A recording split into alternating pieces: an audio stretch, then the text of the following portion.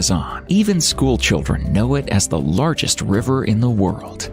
But it's not just a river. The Amazon basin is almost the size of Australia, an entire continent. In high water, the river flows over such distances that not a single bridge has yet been built across it. Every 24 hours, the Amazon brings about 19 cubic meters of water into the ocean. This volume would be enough to cover the needs of New York for 12 years ahead. This amazing river even has a mysterious, gloomy counterpart. A gigantic underground current didn't reveal itself in any way up till now. The sheer scale of this place makes it seem like a whole separate world. The Amazon jungle is literally called the world's gene pool.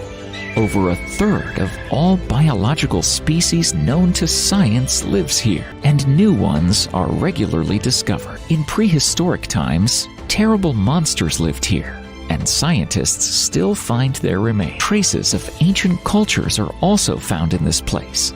It's not clear where they came from, and it's even more unclear where they went. What's under the Amazon River? The Amazon is 6,275 kilometers long. This is the longest river in the world, which combines many smaller rivers. Many will object, saying that the longest river is the African Nile. But this question is still debatable in the scientific community and is subject to multiple interpretations. The main question is, what is considered the source? If the head of the river is Maranon, then the Amazon is 6,400 kilometers long. If we consider Apache the source, the Amazon becomes much longer, specifically 6,992 kilometers, and leaves a 6,650 kilometer long Nile far behind. And if the starting point is the source of the Ucayali, the Amazon is 7,100 kilometers long, and the Nile doesn't even come close to that. It's funny that the Amazon is so huge that some of its parts are called differently. Even without taking into account the confusion about the starting point,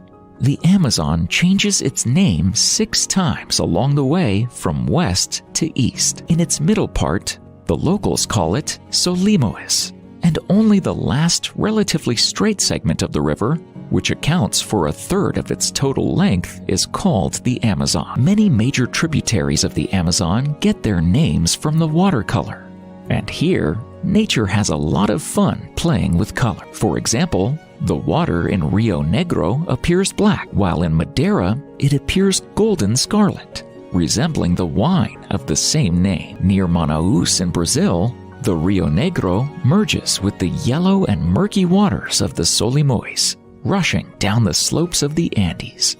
The two rivers fall into one bed and for a long time act like two immiscible liquids. The entire Amazon basin is a huge lowland covered with rainforest, occupying the northern part of South America. This territory spans across Brazil, Colombia, Peru, and Bolivia. The basin area is 6.5 million square kilometers. This is about 5% of the entire land surface of the planet. Again, this can be easily compared to the area of Australia, which is almost 7.7 million square kilometers. Of course, the river is very deep.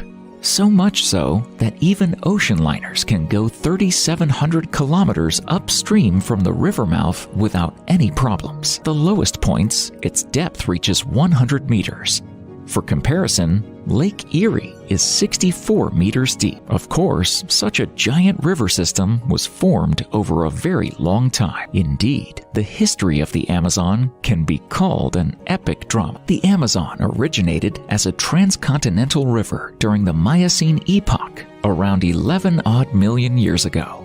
Its modern outline formed about 2.4 million years ago in the early Pleistocene. But before that, over the course of many millions of years, the river formed, reshaped itself, and changed the flow direction to the opposite. At one point, it even turned into an inland sea. Back in the Cretaceous, Proto-Amazon was part of the Proto-Amazon-Congo river system.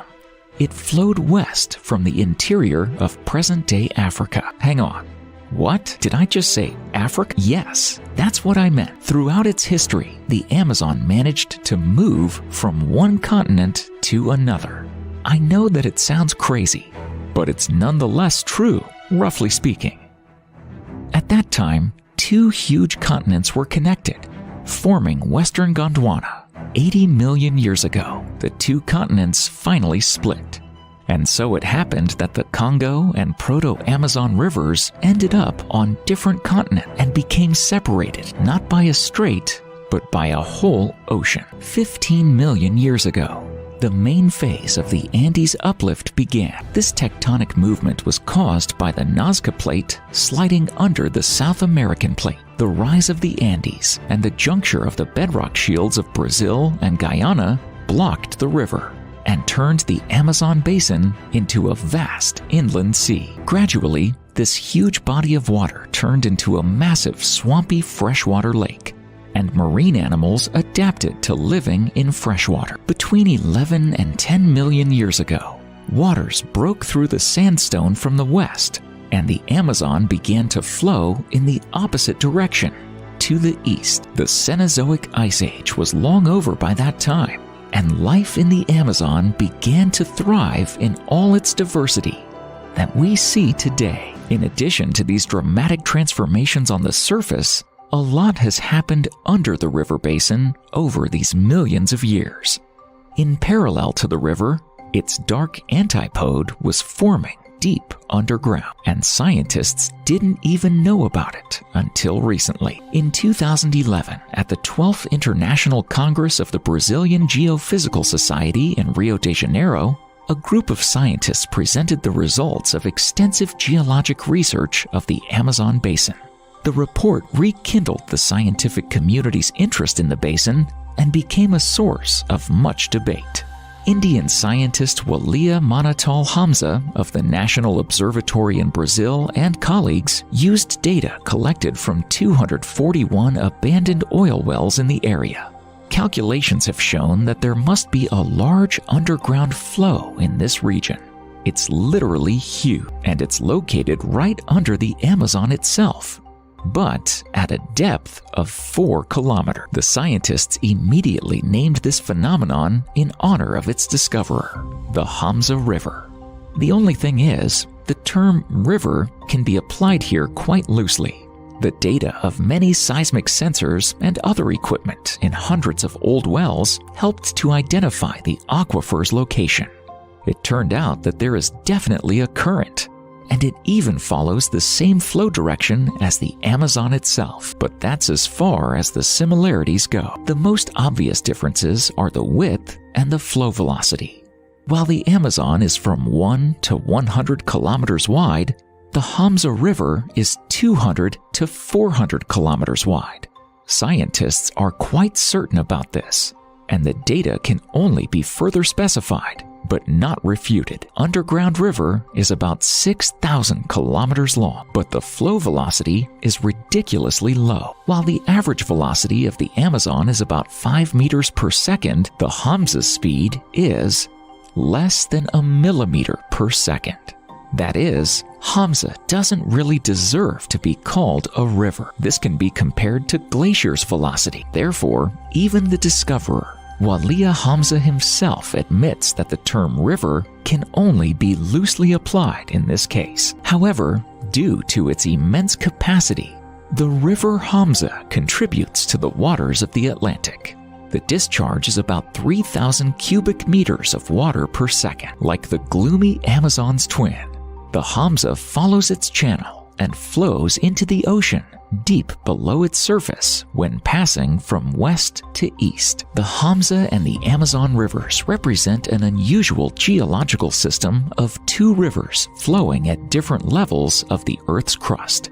They are both major drainage systems of the Amazon basin. Thermal signatures of groundwater suggest that the Hamza flows west to east just like the Amazon, except at a depth of about 13,000 feet, or 4,000 meters below the Earth's surface. Computer simulations suggest that a higher depth of about 2,000 feet, or 600 meters, The river actually flows vertically. But no matter how unusual the very existence of these rivers are, the most interesting and even somewhat creepy tidbits about the history of this region were discovered much higher. Look at this fossilized bone. Nothing special, right? It's just a vertebra after all. But this is a vertebra of a snake. Well, you can say, why not? There exist some huge snakes, like anacondas. There's no doubt about that. But here's an anaconda vertebra for comparison. How do you like that now? What kind of ancient monster is this, that even the anaconda looks like a dull worm compared to it? A few million years after the well-known meteorite that killed the dinosaurs, Titanoboa appeared on the territory of modern Colombia. This is the largest snake ever. It could be up to 13 or even 15 meters long and weigh over a ton. The longest modern snake, the reticulated python, is half as long, no more than 7.5 meters. Such a monster, it would seem, could choose anything on the prehistoric menu, even ancient turtles or crocodile ancestors. But in fact, as surprising as it sounds, it mostly ate regular fish, just as giant whales prefer microscopic plankton and all kinds of small fish. Titanoboa became extinct long ago, but there are still enough creatures in the Amazon basin that it's better to avoid. In the Amazon forests, there are about 100 species of poisonous frogs alone. Some can literally kill a person with one touch. Then there are crocodile, electric eels, piranhas, poisonous snakes, vampire bats, big wild cats. Brazilian wandering spiders can also be found here. For a long time, they were considered the most poisonous among arachnids, and even got into the Guinness Book of Records in 2010. Since then, it has lost this title, but doesn't make it any less dangerous. The famous bullet ants also live in these places. They got their formidable name from the most painful bites that can hurt up to 1 day. There are also giant centipedes living here. Even sharks swim into the river from the ocean. Moreover, the anaconda, mentioned earlier, also inhabits these lands. It's hard to imagine how some human tribes live here. They still preserve their original culture and are reluctant to contact civilization. They have lived here since time immemorial. Archaeologists are still finding traces of ancient civilizations. Most recently, monumental structures abandoned almost 600 years ago were discovered, which were hidden from the eyes of researchers in the dense forests of Bolivia. A large-scale study about this was published in Nature. The history of this discovery began 20 years ago, when German scientists Dr. Heiko Prumers from the German Archaeological Institute and Dr. Carla James Betancourt from the University of Bonn began archaeological excavations on 2 mounds near the village of Casarabe in Amazonian Bolivia. This area is known as Llanos Mojos. It lies in the southwestern part of the Amazon River Valley. Llanos Mojos is a plain that is flooded during the rainy season due to the rising water level and remains underwater for several months a year. Apparently, this cyclicality has been observed here for many hundreds of years. Such natural conditions, it would seem, aren't suitable for permanent settlement. However, it is here that scientists have discovered many traces of an ancient pre-Columbian culture. Its time frame is not exactly established.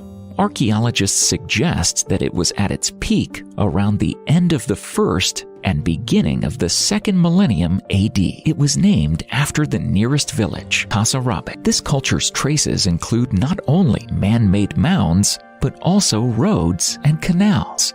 They often run for several kilometers in an absolutely straight line, cutting right through the terrain. Furthermore, scientists found that the settlements of the Casarabe culture occupied an area of about 16,000 square kilometers, and the mounds turned out to be the destroyed foundations of the pyramids and other buildings.